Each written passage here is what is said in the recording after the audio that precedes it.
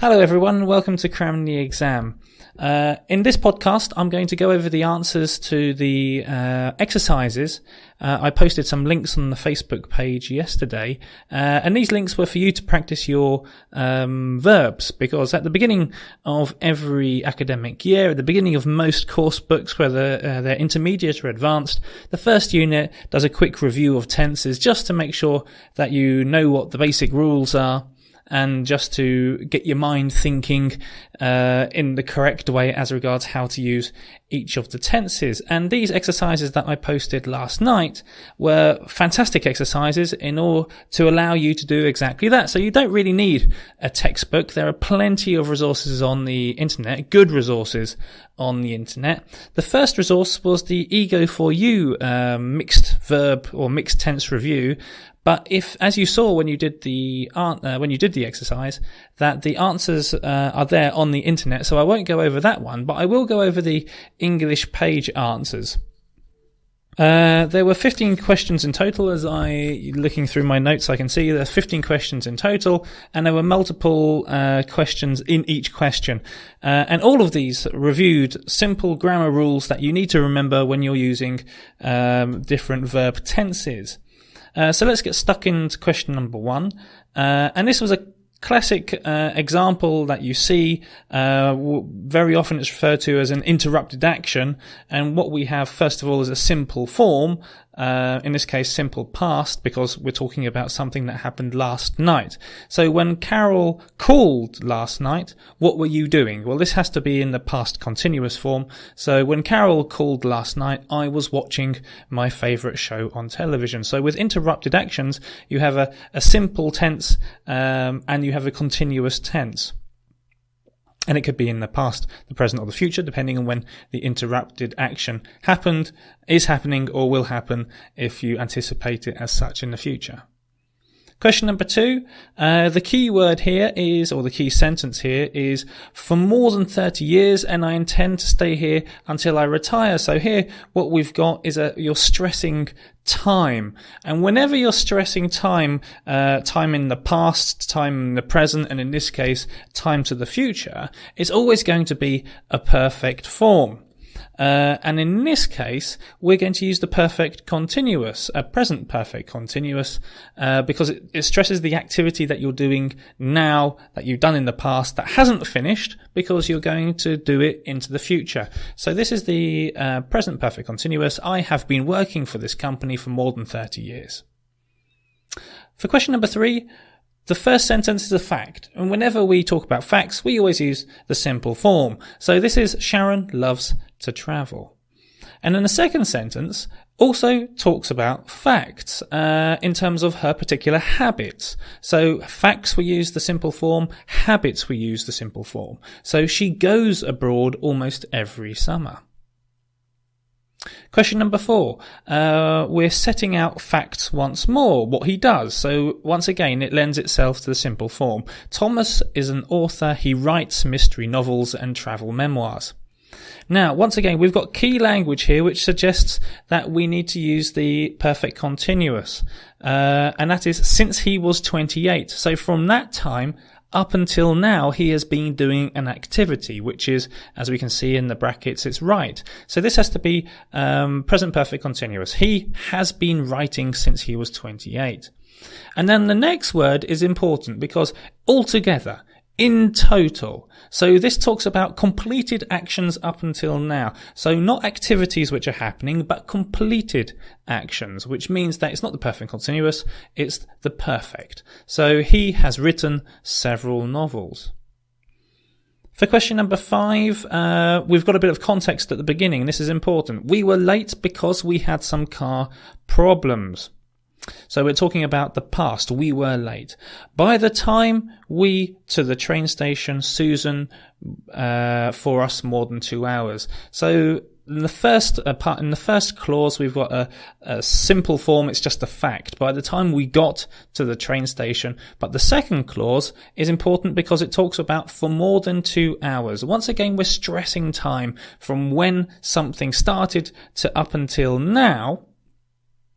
or rather up until a point in the past. So here we have to use the past perfect continuous. Susan had been waiting for us for more than 2 hours. For question number 6, this is difficult because the context is implied when we have a look at the whole sentence. And this is a good time to remind you that when you're doing these exercises, to whether it's going to be a gap fill exercise, which is one sentence, or whether it's a gap fill exercise, which is a whole paragraph, read through the whole thing first to make sure you understand what the context is.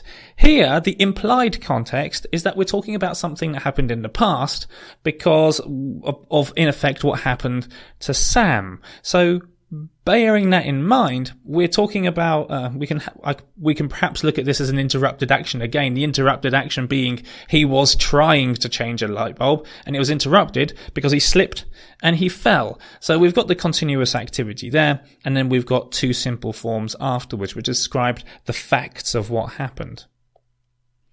Okay. Question number 7, I'm sure you remember when we talk about habits or processes, we use simple forms. And that's exactly what we've got to do here for the beginning. So every day I wake up at 6 o'clock, I eat breakfast at 7 o'clock, and I leave for work at 8 o'clock. So this is my habit. These are the usual things that I do. And it's every day. So it has to be in the present form. However, this morning, so now the context has shifted a little bit. Now we're talking about the past because presumably we are in this afternoon or this evening.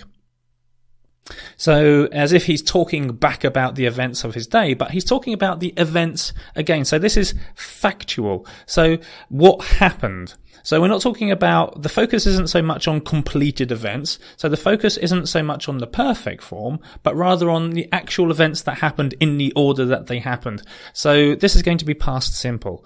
However, this morning I got up at 6:30, I skipped breakfast, and I left for work late because now, why had all of those things happened? Now, this had happened because of a completed event, this completed event being that he had forgotten to set his alarm. So this last example, just to try and catch you out, has to be in the past perfect form because it refers to a completed action which existed from when he went to bed, from the time that he actually went to bed, he forgot to set his alarm, to the time that the alarm didn't go off. So this has got to be in the past perfect form. Question number 8, keyword right at the beginning, right now. Whenever we're talking about things that are happening now, we have to use the continuous tense, sorry. So right now, Jim is reading the newspaper and Kathy is making dinner. Last night at this time. So we're talking about what was happening at a particular time last night. So this, all we have to do here is use the past continuous. So last night at this time, they were doing the same thing. She was cooking and he was reading the newspaper. The time focus changes to the future. Tomorrow at this time, exactly the same thing, future continuous. Tomorrow at the same time, they will also be doing the same thing. She will be preparing dinner and he will be reading. They are very predictable people. Now, I'm going to, because of that last sentence, they are very predictable people, it rather might shift the context to habits. These are habitual people. These are people that do the same thing over and over again, which might mean that we could change some of these answers into the present form. So, for example, last night at this time. So last night, yesterday, they did the same thing. So I would say that you could use the past simple for that, followed by the past continuous. So last night at this time, they did the same thing. She was cooking and he was reading the newspaper. And because this is a habit, I would argue you might be able to use the future simple in the same way in that first example. So tomorrow at this time, they will do the same thing. She will be preparing dinner and he will be reading. For question number 9, where the focus is very much in the future, but not just on the future, but completed actions in the future. So here the focus has changed onto the future perfect form. So by this time next summer, you will have completed your studies and will have found a job. So completed actions in the future. Then he sets a contrast against himself. I, on the other hand, but still, once again, we're still using the future perfect form. I will not have accomplished anything. I will still... Now here, what will he be doing? Well, now he's talking about future continuous form. Now the shift changes to his activities in the future. So, and in this case, it will be, I will still be studying and you will be working in some high-paying job. So we've changed the focus from future perfect onto future continuous. So you've got to pay attention, as always, to the time, context, and activity focus, if you will, to make sure that you've got the right tenses. Question number 10, here the focus is on the passive voice.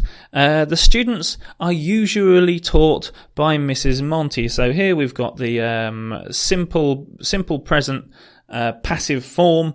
This is a habit. This is so we would use the simple passive for this. Of course, we could change this into the active voice by saying Mrs. Monty usually teaches the students, but for the purposes of the exercise, they're testing your knowledge of the passive voice. Now, for the second sentence, there's a bit of a mistake, I think, in the website, because you can see the correct form of teach that they want you to use after the box, which is taught, which rather throws out the answer. Everything that I put in here, I could never get the website to say was correct. So, but the thing here is that the context that we could apply to this allows us to choose different answers. So we could say, however, this week, they were taught by Mr. Tanzer. So this is just a fact of what happened this week. Or this week could have a reference about the activity. So we could use this. We could look at this in from the point of view of the continuous form. So we could say, however, this week they are being taught by Mr. Tanzer. So still passive voice, but a continuous form. This week, if we look at this from the point of this week and we're at the end of this week, then we might be able to use the perfect passive form. So, however, this week they have been taught by Mr. Tanzer. So, depending on the focus, because the context isn't 100% clear, we could have three possible answers, all of them in the passive voice. Okay, let's have a look at these logical quizzes, for want of a better word. This tests your knowledge of grammar. I love these quizzes. Got to make sure that you read these carefully, and I didn't read number 15 carefully, got it wrong, so I had to go back and read it again. Let's have a look at number 11 first of all. Jane talks on the phone. This is simple tense. As we know, it talks about habits, facts. Of course, we could use the simple to talk about truths and threats and promises and various other functions that the simple tense is used for. So Jane talks on the phone. It's just a statement of fact. Bob has been talking on the phone for an hour. So here we've got present perfect continuous. The activity started in the past. It continues up until now, but it may still continue for some point in the future. We don't know. And Mary is talking on the phone. The continuous tense is used to describe an action which is happening now. So who is not necessarily on the phone now? Well, we know that Bob is. We know that Mary is. Jane might not be. Because we just talk about Jane talks on the phone as if it's a habit. Question number 12. Good analysis of tenses here. And of course, this is going to be future. This is going to be looking at the continuous and future tenses. I'm going to make dinner for Frank. This talks about the future. I'm making dinner for Judy. This talks about continuous form. Talks about an activity now. 12. I will make dinner for Mary. Talks about the future, but we'll come back to this. I make dinner for Ted. Simple form, we talk about facts or habits or truths. Number 2, and I will be making dinner for Tony. So future continuous form, you're talking about an activity that will be happening in the future. Now, this goes back to the first and the third option where they're talking, these are this going to and will future. where, of course, if you remember the rules, going to is planned future, will is unplanned future. And in this case, if we have a look at the question, it says, who are you offering to make dinner for? So it might be the case that this is unplanned. So in this case, it's going to be will. So I will make dinner for Mary. Going to suggests a planned action, but the verb choice in the question, who are you offering to make dinner for, suggests that it's unplanned, which is why the answer is Mary. For question number 13, Jane left when Tim arrived. So at that point that Tim arrived, Jane left. So presumably they met in the door. Bob left when Tim had arrived. So Tim arrived and then Bob left at that time. So very similar to Jane. So Jane met Tim, or at least had the chance to meet Tim. Bob also had the chance to meet Tim. When Tim arrived, Mary was leaving. So Mary was in the process of leaving when Tim arrived. So Mary also had the chance to meet Tim. John had left when Tim arrived. Now, the perfect form, the past perfect form here is important because this talks about a completed action. John is out of the building when Tim arrived. So there's no way that John could have met Tim. And lastly, after Tim arrived, Frank left. So first of all, Tim got there, then Frank left. So who could not have run into Tim? The only answer is John. For question number 14, Jane is talking in class. Continuous form, talking about an activity now.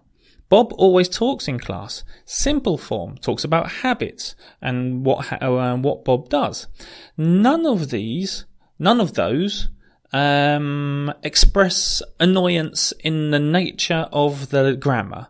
However, the third option, where we've got the talking and always, so we've got always plus continuous, in this case, always talking, this structure is specifically used to express annoyance. Because normally you would know that with the simple tenses, you can't use always plus, or rather you must use always plus simple tense. However, the exception is always plus continuous when something is annoying you. So Mary is always talking in class would be said in that particular way with that particular emphasis. Mary is always talking in class. And so that action, because of that grammar structure, you're actually saying that this is annoying you or bothering you, which is why the answer is Mary. Question number 15, the one that stumped me or tricked me a little bit because I'd misread the question. Jane never left Jamestown. This is a statement of fact. Jane always stayed in Jamestown, and the past form of the verb left is also important because we're talking about an activity that happened in the past. So in the past, Jane never left. Bob has never left Jamestown. Now the perfect form is important here because the perfect connects the past to now, which inherently means that Bob is still alive. So who is still alive? It must be we must be able to assume that Bob is still alive because of the grammar, and that Jane may or may not be. Generally, when we use this structure, it means that she unfortunately has passed away, this is a mistake that I meet quite a lot, and it can be quite an important mistake, particularly if you work in business or you work in politics, and you get the simple form and the perfect form wrong. Then it can make it sound that someone has passed away, which of course, if the listener is listening carefully, will cause the listener to react in perhaps a strange way, because the listener thinks that someone might have died, whereas of course you didn't actually mean that. So, well, you can imagine the situation where that might be a little bit awkward or a little bit funny. Okay, now I've know that I've gone through the answers at speed, so please, if you've missed anything that I've said, then please go back, listen again to the recording. If you have any questions, or indeed if you think I've got anything wrong, then please get in contact with me in the comments below, or go to on the YouTube channel where this video will be posted. Please leave a comment below, and I'm more than happy to get into a discussion to discuss what you think and how it's different to mine. Or if you have any positive or negative comments otherwise, then just please leave them in the comments box. See you later.